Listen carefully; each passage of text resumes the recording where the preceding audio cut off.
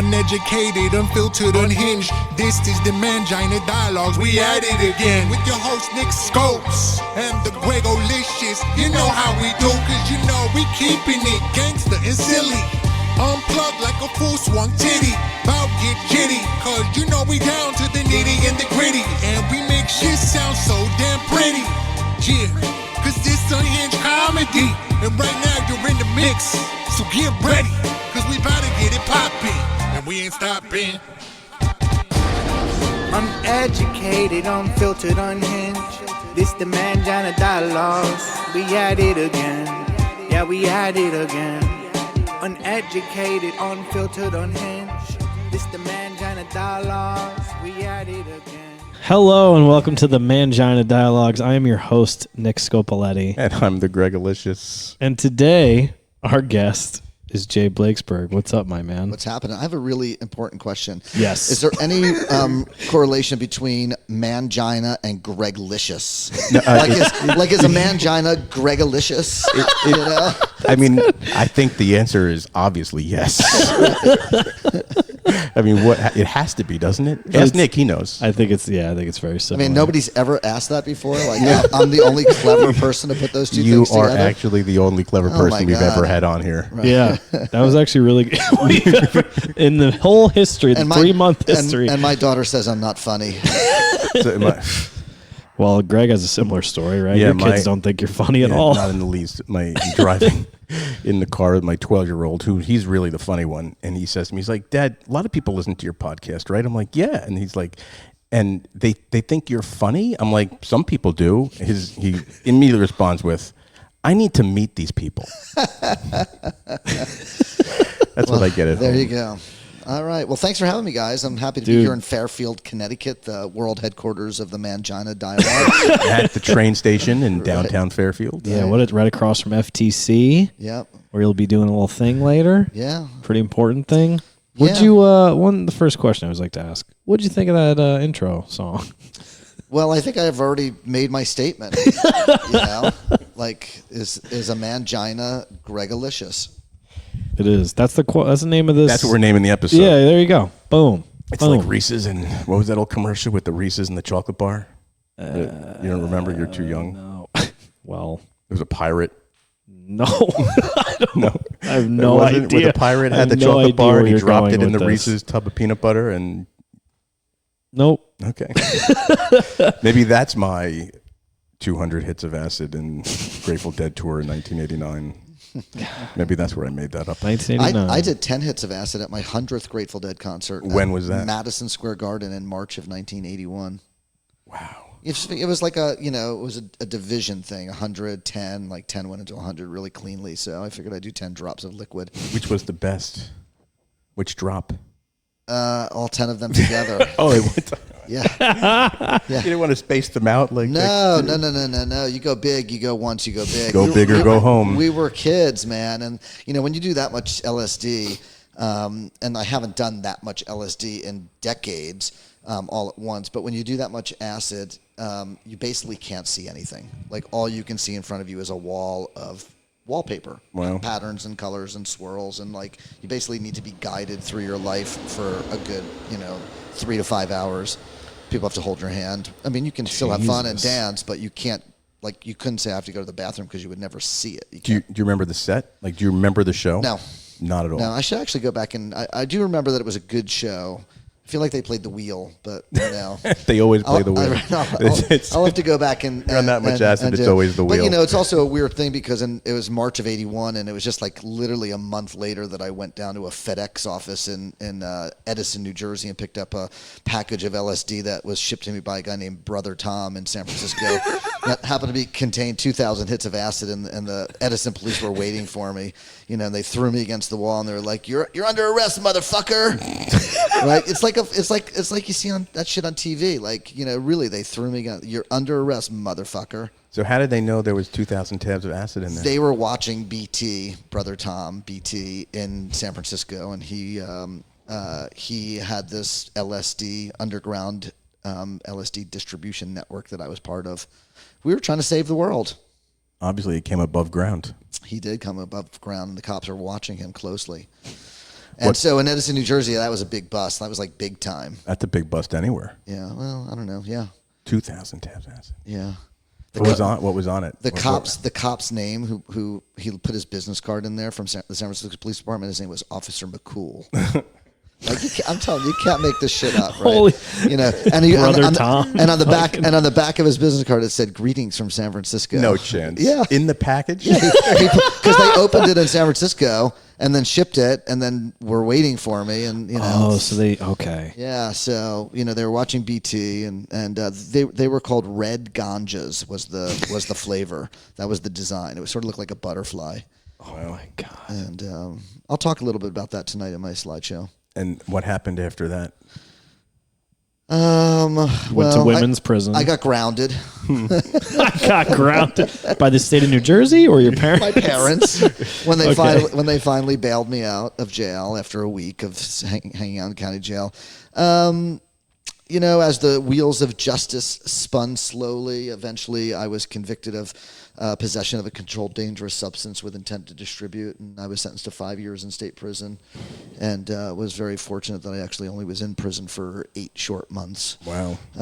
Which, nowadays, like when you're my age, I'm almost 58 years old, like that's a lifetime. Yeah. But when you're 19 years old, like you can kind of bounce back from an 8-month, stay in the slammer, man. So, where there's a lot of manginas. Definitely not as tasty. Yeah. They are not Gregalicious. That is definitely not good. Oh manginas. my God, I love it. So if you were at 100th in 81, when was your first Dead show? 77. Wow. Yeah. That's fast and furious in 4 years. We went on tour. Jerry Garcia once said, "Following the Grateful Dead is truly the great American adventure." I believe that. Yeah. I mean, it was for me. Yeah. I didn't do it that much, but certainly my run was always an adventure. Mm-hmm. But I didn't get to go that many that fast. Right. I did mostly East Coast swings. Mm-hmm. That's a lot of shows that fast. That's crazy, man. So let's talk about that, obviously. So you started taking pictures as a kid, and the Dead was the first thing you started taking pictures of. Yeah, actually, I shot a few things before that, but my first Grateful Dead concert that I photographed was in September of 1978 at Giant Stadium, the Meadowlands. I was 16 years old. Was that the first show ever at Giant Stadium? Because you're from Jersey. Yes, I believe that is the first Grateful Dead concert at Giant Stadium, because I think Giant Stadium was just built opened. Just fairly, yes, I believe not too long before that. So that had to be... But that was not my first Grateful Dead show. I saw the Grateful Dead a year before at Englishtown in 77. That was Labor Day weekend also. And the shows that nobody knows about. Yeah. I mean, that Englishtown show is epic beyond belief. Right, yeah, no, of course. It's, right in the wheelhouse of classic 77 Grateful Dead, but I was a guest host on Sirius XM a few weeks ago. Yep. And, they let you pick music and talk about why you picked that music. And I talk about my book. I guess that's sort of really why we're here, to talk about my new Jerry Garcia book, but we'll get to that. And, but anyway, so I played, I said to them, can we close out my show with this He's Gone Not Fade Away from Englishtown? And the programmer, and Andrew Brass at SiriusXM Grateful Dead channel, looks it up and he goes, it's 40 minutes long. And I'm like, I do know that. It's a 20 minute He's Gone into a 20-minute Not Fade Away. That's mind-boggling and mind-blowing. It's a Dick's pick, so it's pretty easy to find. Yep. But that's how we close that out. But also when I saw that, I was 15 years old, and I don't think I realized what was happening. I actually don't even think I had taken acid at that point in my life at 15. I might have. That was going into my sophomore year of high school, I think. No, that was going into my junior year, I guess. I was going into my junior year because I'm a youngster because I'm born in December. Yeah, I think I dropped acid for the first time in 11th grade, so that makes sense. So, and that's my problem. That's probably why I have a mangina. Was acid the game changer for you? Like the drug where you're like, wow. Well, yeah. I mean, LSD is the game changer for pretty much everybody. I haven't even done coke, so I'm very. Yeah, and I don't blame you. That's a disgusting drug, and I don't do drugs. I mean, I haven't smoked pot in 40 years. Like, I'm a weirdo. Yeah, I mean, so first of all, I think that in terms of psychedelics, people that, like I had friends in high school that we took acid with, and they just took acid because it meant they could drink an entire case of beer and never get drunk. Right. Weird. Pabst Blue Ribbon. Oh. Right. But Tough. like while they were drinking beer, I was seeing God, or something that looked like him. And so that was sort of the thing. And I think that part of that is, the psychedelic DNA that you're born with. You're either predispositioned to, tap into the, the higher power and the ability that psychedelics can give to you, or you're, a drunk in suburban New Jersey. And I'm not saying my friends were drunks, but maybe they were a little bit. But really that's what it came down to. And so, a lot of those people stayed in New Jersey and went on to get, whatever jobs they did or whatever careers. And I was like, how do I get out of New Jersey as fast as possible? And how do I get to California or the West Coast where my people are? Right. Because, like-minded people attract like-minded people. And so I think that, like when I do my presentation, I talk about that. So I'm doing a Grateful Dead slideshow storytelling presentation at the FTC, which by the time this is broadcast, that'll already be done. Mm-hmm. And I sort of talk about that, how we are like-minded people. And, and we're lucky because we were born with that weird little psychedelic, DNA that made us want to gravitate towards the Grateful Dead. And now everything that sort of blossomed out of that over the decades, music-wise. Early on, it was the Grateful Dead, the Allman Brothers, and maybe Little Feat, and eventually it became other things, obviously with Fish and String Cheese and Moe and Humphreys and Twiddle and Pigeons playing ping pong, and the seeds just keep on sprouting with these bands that all have their roots in the Grateful Dead, and maybe Fish eventually, is certainly a big influence on a lot of these artists as well. So how did you get to San Francisco? So after I was convicted, I moved to the West Coast and lived in Olympia, Washington, so I could get residency in the state of Washington, so I could prove, while I was out on appeal, so I could prove to the courts and the judge that I would someday grow up to be a productive citizen in this world. And that failed. And so... How so? Well, not the productive citizen part, but like convincing the judge of that. And so he threw the book at me, as they say in Dragnet. And they sent me to jail. And I remember the judge, when he sentenced me, he said something like, we're going to set an example of you. And I'm like looking around, and I'm like, in jail with a bunch of brothers from the ghetto who, grew up in a very different circumstances than I did. And I'm like, okay, so you're setting an example to not do psychedelics to people that don't even have any idea like what you're even talking about. But, I was not, white privileged youth. I paid the price and I went to prison. And when I got out, I moved back to the West Coast, and I moved immediately back to Olympia, Washington, where I went to college. And lived there for, however many years it took me to graduate, a few years. And then I had a girlfriend at the time who wanted to move to the Bay Area to go to school herself, to a specific school that was in Oakland. And we moved to California together in '85. And that's really when my career started as a photographer. Right. And how did the whole thing begin? Were you self-taught?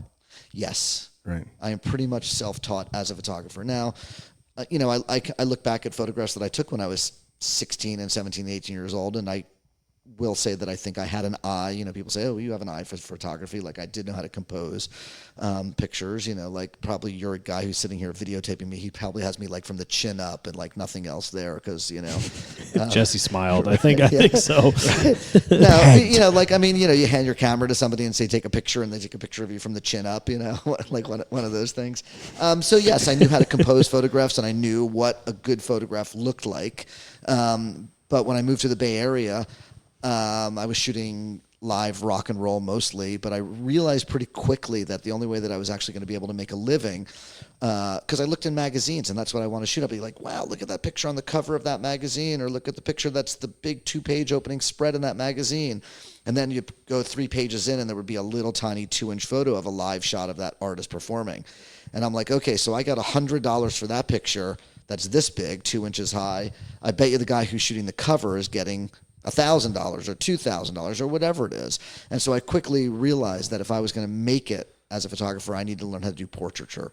And so I started to teach myself how to use studio lighting, not just like a flash on a camera, but like real lighting, and taught myself how to do portraiture and creative lighting, and, you know, had a lot of failures and a lot of good starts, and eventually kind of created a style that resonated with people, and people started paying me money to photograph them more and more and more and more. And that was sort of how that happened. As a studio photographer or as a live event photographer? Both. So most of my money in the early days came as what we would call as an event photographer. Like I wasn't out there, and it's a different thing than what it is today, even now with the digital cameras and everything else.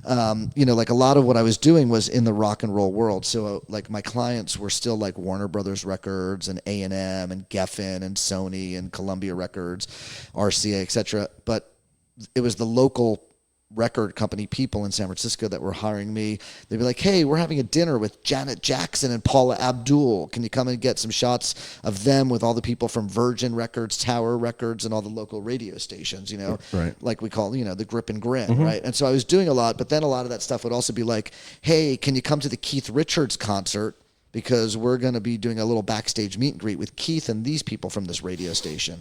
And so I'd be like, yeah, and they'd get me a photo pass as well to shoot the show. And so all of a sudden it was getting me better access to shoot, you know, live stuff on stage. But, you know, early on, you know, all that grip and grin stuff, I mean, I hated it because it was just such bad photography, flash on camera, you know, stark, terrible, you know, people posing, a bunch of, you know, radio station record company people, like, you know, with their idols. And so I realized, like I said, quickly that if I wanted to actually do something different creatively, I needed to be able to learn how to light. Now, yes, I say studio lighting equipment, but that was also just out on the road as well. You know, like taking that same lighting equipment and going into locations, somebody's living room or out on a beach with a generator or whatever it might be, and being able to, you know, artificially light the subject to make something creative. So when you've toured as the photographer for a band, and not really. No. I mean, in 2009, when the Dead went on tour as the Deadheads, it was Phil, Bob, Mickey, Billy, Warren Haynes, and Jeff Chimenti. I did go on tour with that. I actually shared a tour bus with Warren Haynes and Jeff Chimenti and the tour manager and the tour accountant. We had our own bus. And, good times. Right. Good times with the bean counters. Yeah. And, but in general, no, like I'm a weekend warrior. People would fly me in, fly me out, fly me in, fly me out. Different stuff like that. You know, even Rolling Stone magazine, fly me in, fly me out, fly me in, fly me out. Right. So it was more like that. I mean, my touring stuff was just when I was a hippie teenager following the Grateful Dead and into my 20s and just doing it out on my own. No photo pass, no credentials, just going to concerts and taking pictures. So when you're doing those live events, you know, whether it's on behalf of the band or magazine, whomever, are you like privy to stage lighting so you can get the best shots, or are you just going with the flow? Most of the time you're going with the flow. I mean, sometimes you can have a little bit of influence depending on what the show is. I mean, a big concert, no, they've got their program stuff and they would know what it is. But, you know, like I've been in plenty of clubs and the opening act is on and they've got like some dark red lights. And I'm like, okay, this band that's coming up next hired me. I'll go talk to the lighting guy and be like, hey, I can't shoot your band with this kind of lighting. Can you light it up for me a little bit more? Right. And then, you know, they always say, yeah, of course, no problem. And then I walk away and they probably say, fuck you, asshole. Do you hear that? Right. And they make it all red and blue. Right. But, you know, in general, I think I know what I'm talking about, and I can talk LD language with LDs. LD stands for lighting director. Yeah. I can talk the talk and walk the walk. And so sometimes I can give good, positive direction that they will take, and it will benefit everybody. See, I also feel like, you know, there's a lot of LDs out there that it's about them and not the band. Not naming names, but I think that it should be about the band, and I think it should be about the fans being able to see the band. I think when a musician is rocking out to no end, it shouldn't be pitch black with some strobe lights going where you can't see anybody. Like if there's, you know, if they're stage diving and lying on top of the audience, you know, on their back playing guitar with a long guitar cord, you know, you should light the audience up with your big blinders and not just do a bunch of flashing lights, because people want to be able to see it. So what do you think now, the last several years with, you know, iPhones and all these phones that have killer cameras in them, you know, as far as handheld devices go, how do you think, or how do you see that changing like event photography when every single person in the room well, can have a camera. Yeah, I mean, everybody on the planet has a camera in their pocket. I don't know who said it, but somebody once said, the best camera to have with you is the one that you have on you. Right. So when I used to do all that grip and grin stuff, that was the first thing that disappeared. Like most of those record company people, they had little point and shoot film cameras. Yeah. The little tiny ones where the lens and came out. And so like if it was a smaller artist and they didn't have a budget to pay me the whatever $300 or whatever it was, even though they were probably snorting $300 worth of coke with the artist and billing it back to the record company, they would use their point and shoot. So eventually when it started becoming digital cameras, some of those guys started carrying little digital point and shoots and eventually phones. But yeah, I think in general, the availability of good cameras, whether it's on a phone or even a DSLR. I mean, you could buy a powerful DSLR for $500. Has been a game changer in a lot of ways. So the first thing is, and this is the most unfortunate thing of the bar being lowered so far in the world of technology, right? I mean, 20 years ago, if we wanted to do this podcast, we couldn't just do it in this little tiny office with this little portable gear and a laptop. I mean, we'd have to go into a recording studio and pay $1,800 for the day to do our podcast. Yeah, for sure. And so technology is the great disruptor. But sadly, in photography, what it has created is an enormous amount of mediocrity that clutters the internet. Yeah. And because everybody thinks they're a photographer, or everybody who thinks they want to be a photographer, you go out and get a $900 camera, or a $1,200 camera, or a $3,000 camera because you can afford it. It's sort of like, oh, you take great pictures. What kind of camera do you use? That line. It's like, oh, you're a great chef. What kind of pot do you use? Do you know what I mean? Right. It's. I have an all-clad. Right. And that's why you're brilliant. That's why you are the Mangina chef. That's the next podcast series. That's our cooking show. The Mangina cooking up chef. Nuts nonstop. Right. Brought to you by.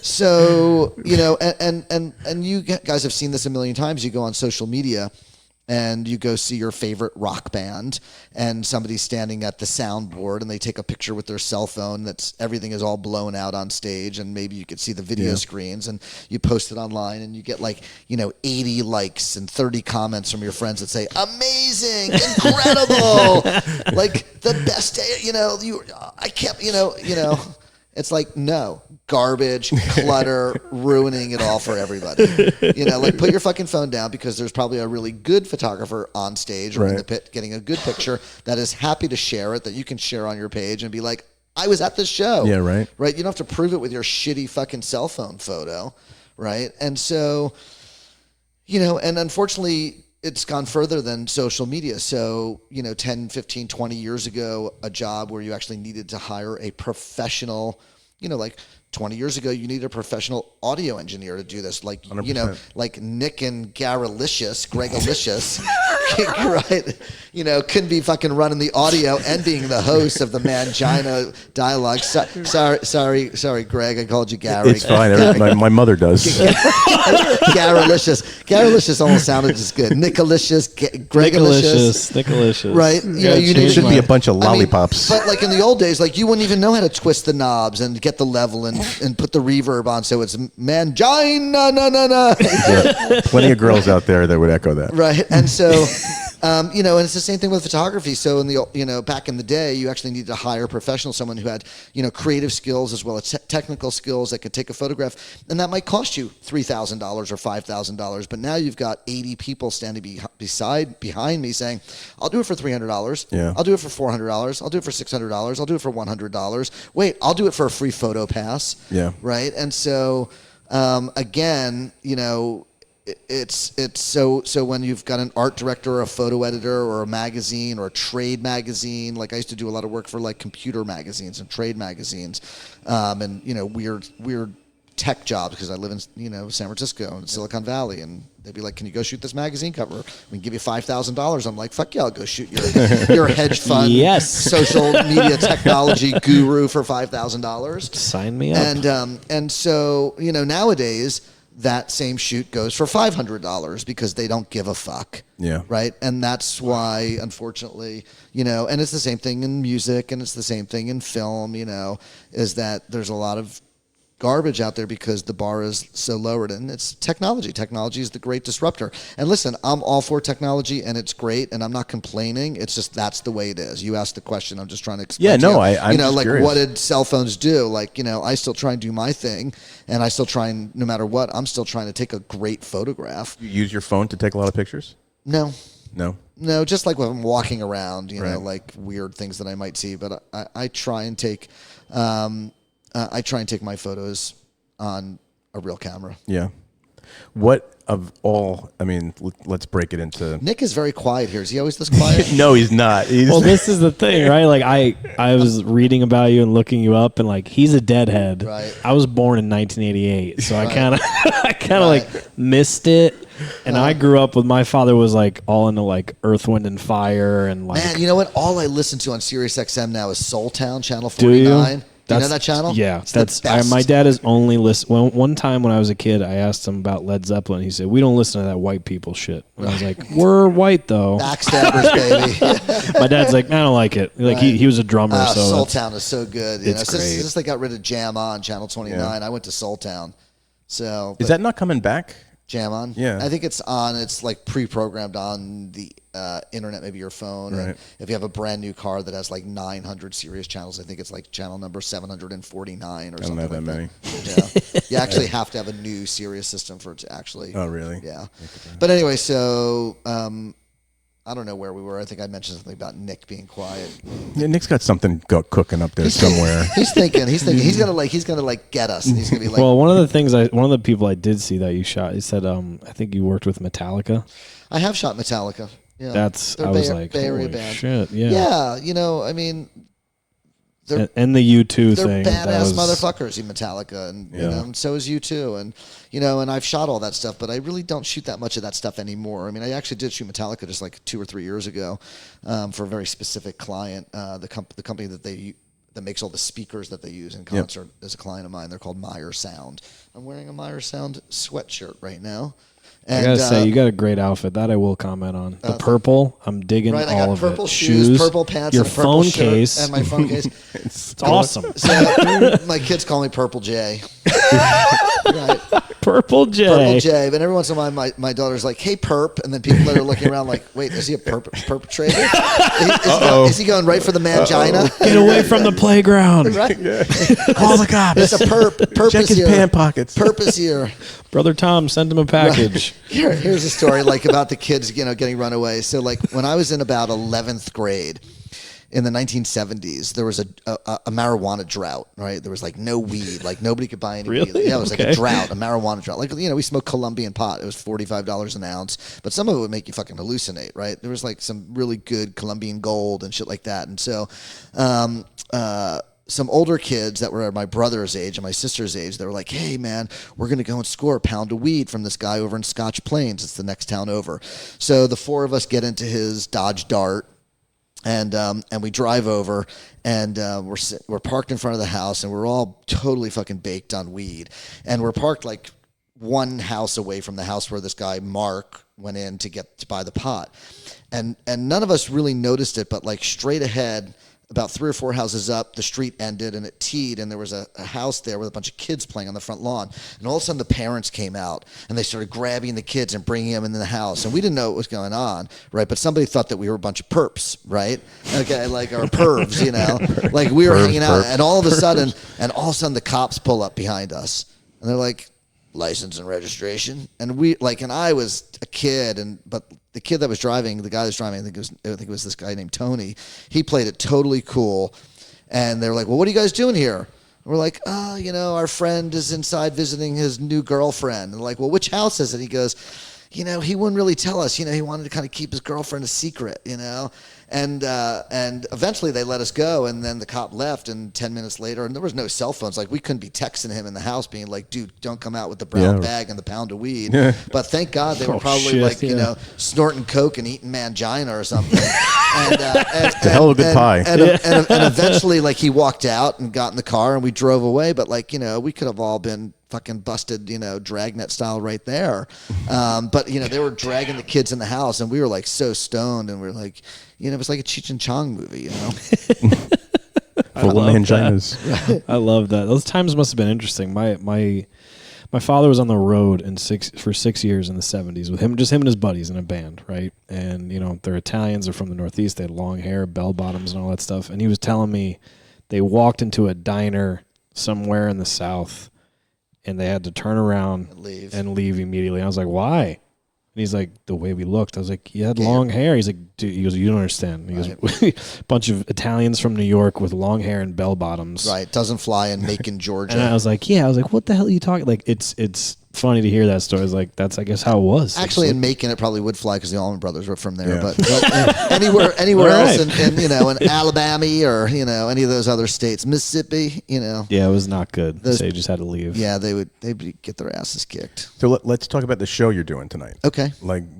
just kind of take us through. Sure. Without giving too much away. So as I said earlier, I have a new book that just came out a couple weeks ago. It's called Jerry Garcia's Secret Space of Dreams. And instead of just going and going to like venues or whatever and sitting there behind a table and shaking hands and doing a selfie and signing a book for people, I thought I would try and entertain people and tell my story so people can understand what it took for me to get to where I am and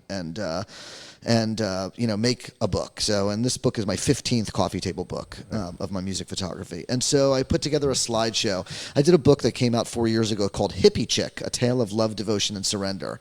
And I'm not going to make any jokes about that one because it's just a book about beautiful women and their connection to live music.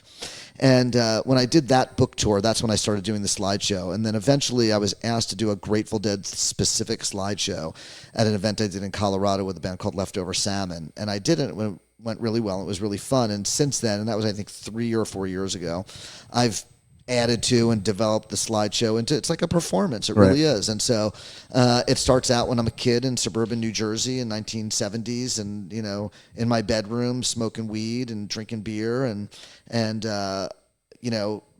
discovering the Grateful Dead and photographing the Grateful Dead as a teenager and eventually, going to prison and getting out of prison and moving to the West Coast and moving to California and trying to figure out how to make a career out of being a photographer and shooting the Grateful Dead. But at the same time, because back in the late 80s, nobody gave a shit about the Grateful Dead in the mainstream media. Yeah, I got an assignment here, an assignment there. I did my first assignment for Rolling Stone magazine in 1987. Actually, 11/11/87. So that anniversary is coming up. It was a free U2 concert in downtown San Francisco. That's the rooftop? No, that's not the rooftop. That was where he spray painted on the graffiti on the public fountain that said "Rock and roll stops the traffic." It's in the movie Rattle and Hum, and you can see me in the movie Rattle and Hum. I've got the Nikon and the mullet because it was the 80s. Dude. Hell yeah, we had fucking mullets in the 80s. I did too. Thank you very much. Right, and so I tell the story about getting my first assignment for Rolling Stone magazine with U2 and going on to do other assignments for them, and I talk about some of my other assignments because, like I said, in the late 80s, mid 90s, I was making a living as a working photojournalist, shooting for magazines and record companies and some artists, and so I tell some stories about photographing Robert Plant and Dr. Dre and Primus and Neil Young and just kind of working. And I show a bunch of photos and magazine covers and things like that, and sort of tie it all into my career. Even though I am a deadhead, because you can't quit the mob, and have always loved to photograph the Grateful Dead, I definitely veered off and did a lot of other stuff because I couldn't make a living, and that was my goal. Because in the late 80s, before technology existed, I thought I had two career choices as an ex-con. I could either try and make it on my own as a photographer, or I can go fucking work at Burger King. Okay, and as a vegetarian, I refused to work at Burger King. So I tried to make it on my own, and I was the starving artist for a number of years. And I took every little fucking job that came my way for $100 or $200 or $300, and built a name for myself and created a style that people liked and resonated with, and went on to be sitting here of all places with the Mangina dialogue. Yeah, dude, monologue. All that work to get here. I know, like this is a big thing for you. Is this the peak of it all? Is this like the end? It peaks in Fairfield. So anyway, so my slideshow presentation is about 75 to 90 minutes long, depending on how much I riff on things and expand on some stories. And people like it. It's entertaining, especially if you're a Deadhead, to kind of get to see this little run through of 40 years of the Grateful Dead. Is there music, or is it just you No, talking? it's just me talking. So what was the first picture you ever sold? The first, Or job, or so the job? first paid thing was, and I talk about this in my slideshow, was in 1979. I just graduated from high school. It was September of 79, and I had 2 photographs run in a free weekly newspaper in New Jersey called the Aquarian Weekly, and I got paid $7.50 per photo for $15 total. And that was the first time I was paid as a photographer. Right. I was published a year earlier than that in 78 in Relics magazine. But I really didn't start making money as a photographer. Like people always say to me now, how do you make a living as a photographer? How do you make money? I say, well, it's easy to make money as a photographer. It's not easy to make a living as a photographer. And so back then I was not making a living. It was just extra money here and there, $20 here, $50 there. You get a picture in a magazine, they give you $25, and you're like, whoa, dude, I can go out and buy that, and flash forward, wow, I'm going to save this $25 because in 30 years, I'm going to have to buy a digital camera every 3 years. It's going to cost me $8,000. So if I save this $25 now, then maybe I can, I got a crystal ball that's going to tell me that I'm going to have new, I can take a picture with a film camera that I bought 40 years ago, but I can't take a digital photograph with a camera I bought 10 years ago. Yeah. 8 years ago, By the way, speaking of Fairfield, you know who's from Fairfield? John Mayer. Yeah, of course. Yeah. I don't know. John is an awesome dude. You shot him as well, I would assume. Well, he's in Dead & Co. He is the lead guitar player. So See, there's things I don't know. Yeah. So John Mayer wrote the foreword for my new book, the Jerry Garcia book. And I'm going to do a little plug. If you want to order a signed copy directly from me, you can go to rockoutbooks.com. That's my website, and there's info on how to just email me your info or put it in the order of who to sign the book to. I can personalize it. But of course, the book is available everywhere fine books are sold. So you can go support your local bookstore, or you can go to Amazon or Barnes & Noble. But Rock Out Books is my website. And I've got a whole bunch of other books. I've done books on the Grateful Dead, and I've done books on the Flaming Lips, and I've done books on Primus, and I've done books on the jam band scene and hippie chicks and guitars that jam. And I did a book on the 50th anniversary of the Grateful Dead concerts, those 5 shows. So you can do all your holiday shopping at rockoutbooks.com and have personalized signed copies to all your favorite people on the planet. I know Not I'm a bad getting- idea. I know what I'm getting Greg for Christmas. How do you know I don't have Should I one sign it already? to Gary? It's got to be signed Could to you Mangina. fucking please? That would be so good. I wish I'd say that would be the first time, but every time it's a winner. So I've got some other book dates. I don't know when we're going to broadcast this. I don't know how quickly you get this stuff up.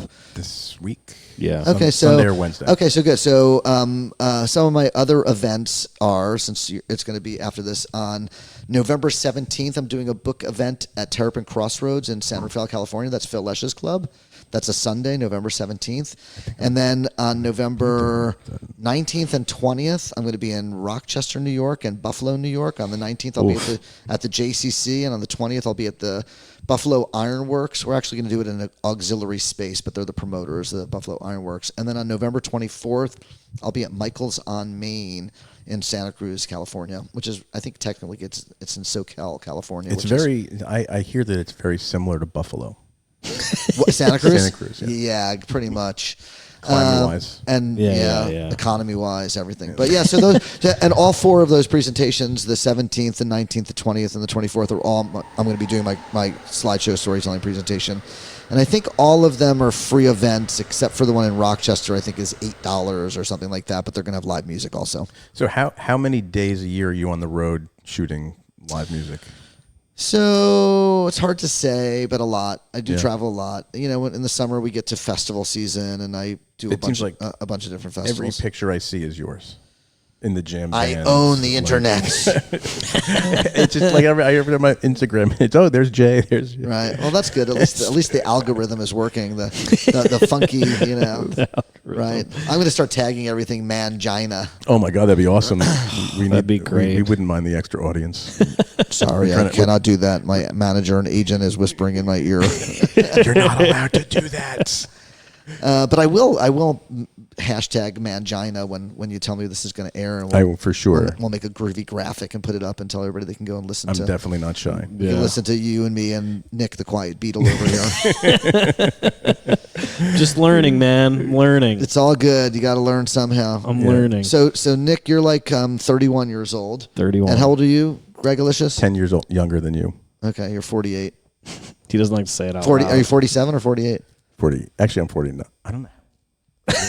I'm 49. Jesus, man. 49, huh? I'm going to be 58 in a month, exactly. My birthday is 12/1. Oh, wow. December 1st. Oh, you confused me for a second. I thought And today that's was really November 1st. most of my problem because I'm a Sag. And us Sages, we are really fucked up. Like, my son doesn't believe in the horoscope thing at all. Like, he makes fun of me. But, like, just go, like, read about Sages. And you're like, yep, that's Jay. That's that. What's like their thing? Fucked up. We're always traveling, and we travel on our own high frequency, and we're just weirdos. Like, just go. We've got triple ADD.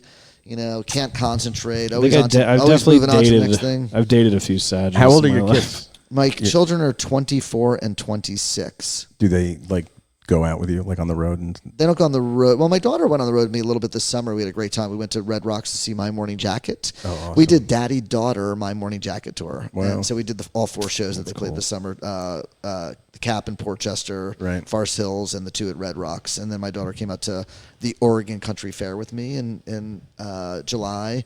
But they're both into Fish and the jam band scene, Right. and my son's actually in Colorado this weekend seeing Ween for their Halloween shows, and so I've got great kids. Sam's a filmmaker, and my daughter is actually into audio editing and radio. She was working at Sirius for a bit, and she's actually looking for a job in the audio world, if you know of any.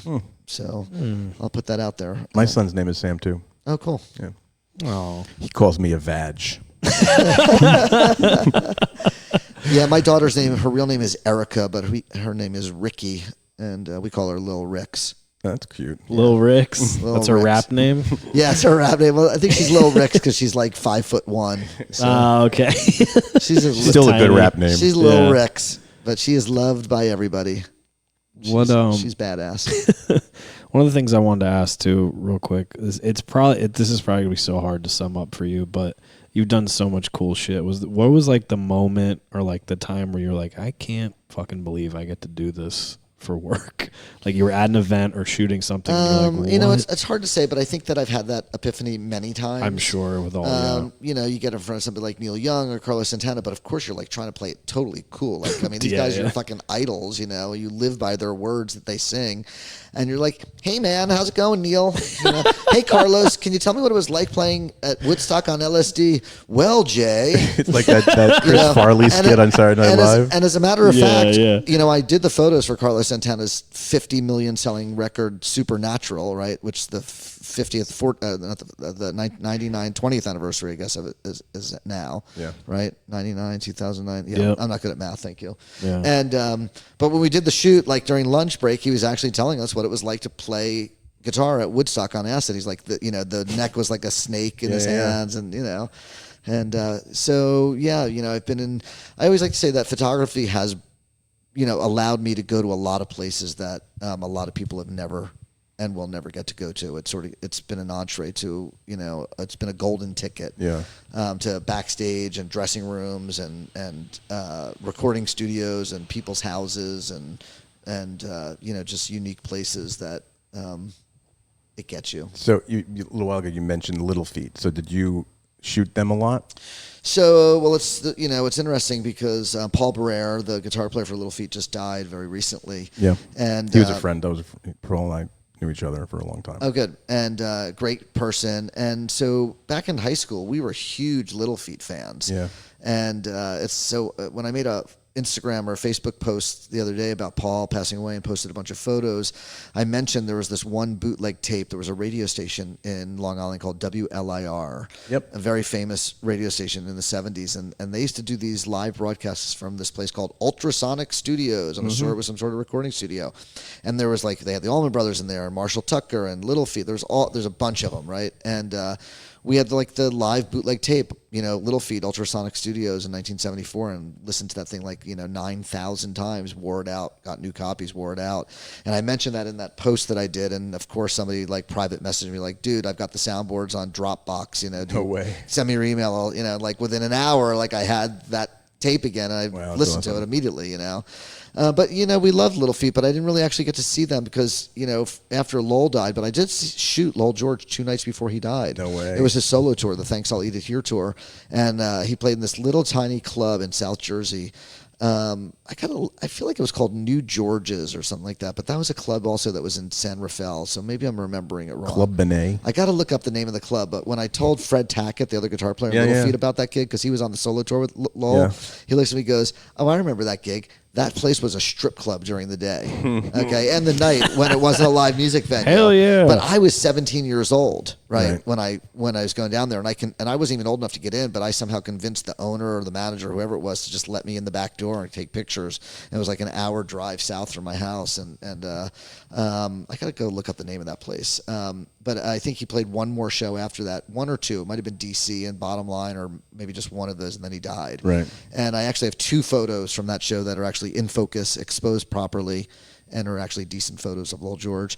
But after that, the Little Feat guys sort of disbanded, and they didn't really, they did some stuff under the name Chicken Feet, I think, for a long time. Yep. Until they, or Chicken Legs. Yeah, Chicken Legs. Chicken Legs, right? And Interesting. Then, right. And then eventually they sort of reclaimed ownership of the name, and it was the whole band. It was everybody. It was, every original member except for Lowell was in it. And, that's how I got to be friendly with Paul, through a very good friend of mine, Dave.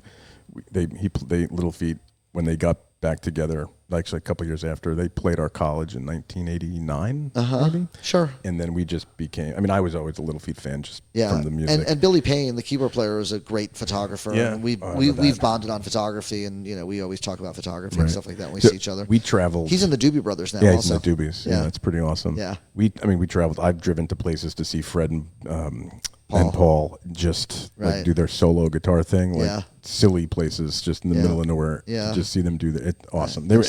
Paul was one of the best dudes ever. He was really a nice guy, very genuine. My very first concert, Halloween night, 1975, Doobie Brothers. Really? Outlaws, Poco, Madison Square Garden. First one ever. Actually, I'm gonna be back at Madison Square Garden on Halloween tomorrow night for Dead & Co.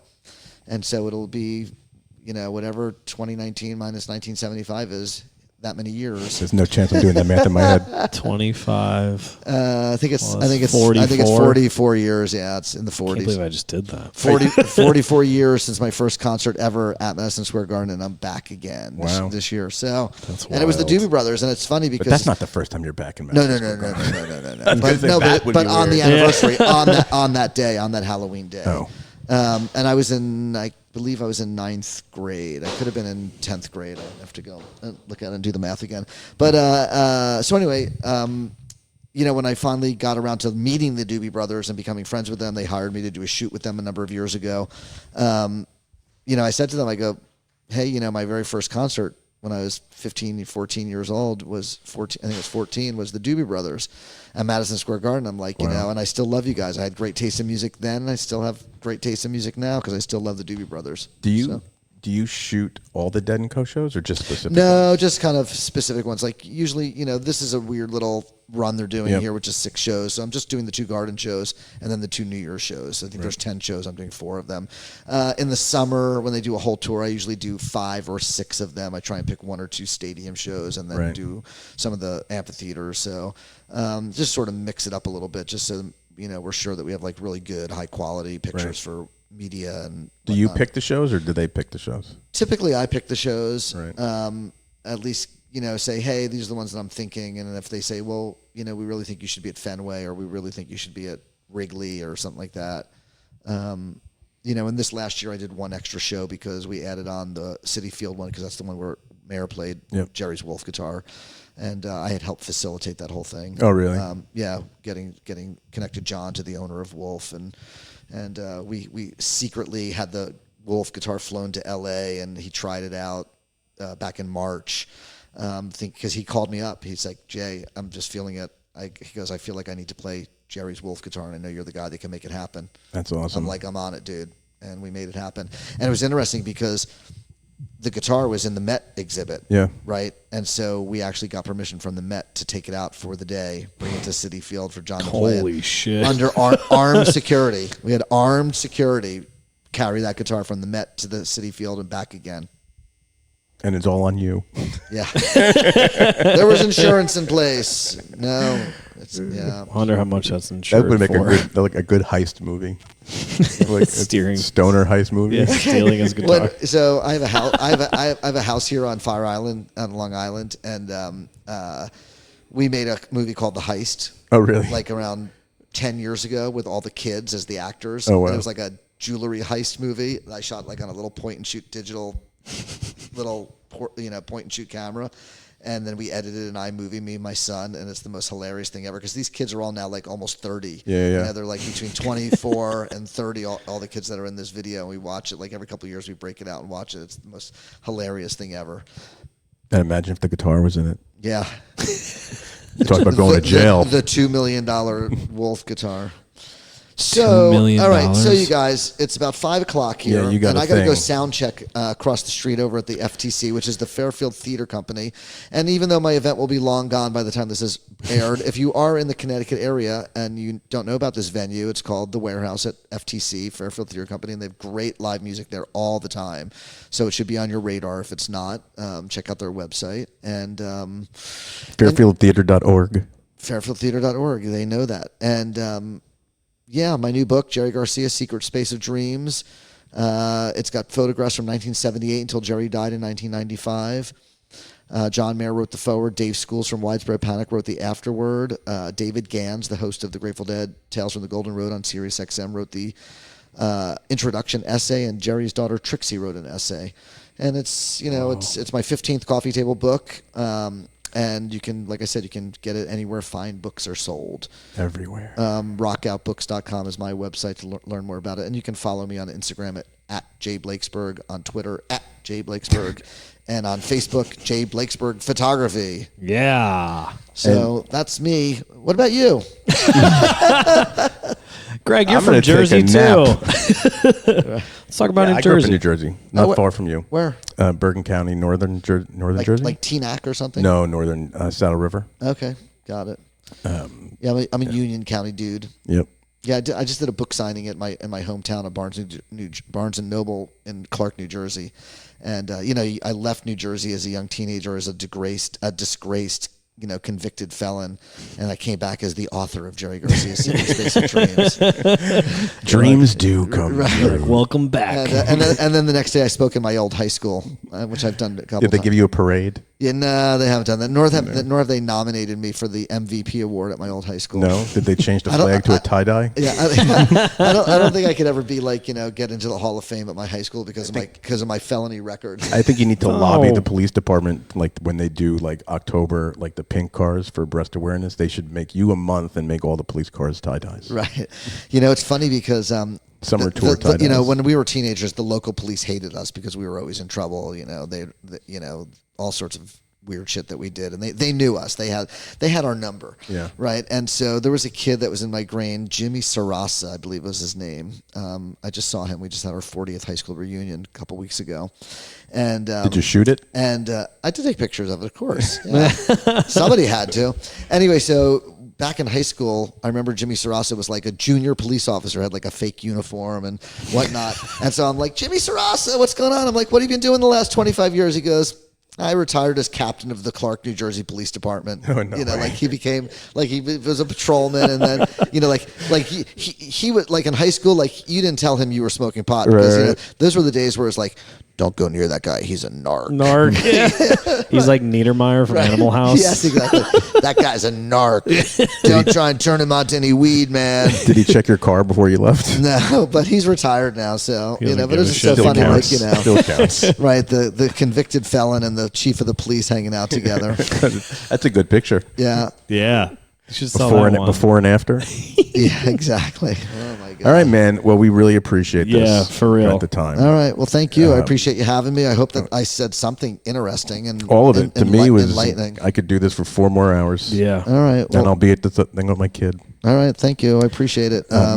Thanks, guys. Thanks, Nick. Thanks, Gregalcious. We're gonna make you listen to this one more time on the way out. Oh no. And you can laugh. Love this song. The new hit single. You should film these guys. This is the Mangina Dialogue.